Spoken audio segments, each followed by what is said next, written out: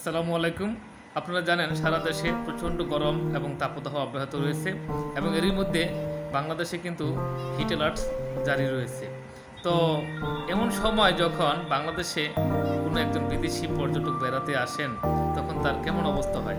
তো চলুন আমরা তেমনই একজন বিদেশি পর্যটকের অভিনয় দেখব। Yallah, habibi. Excuse me? You come from কোন দেশ দিয়ে আইছেন? Habibi. Ana Dubai. কথা কস না। দুবাই কোনে আইছেন? বাংলাদেশে। তা কেমন লাগতে আছে?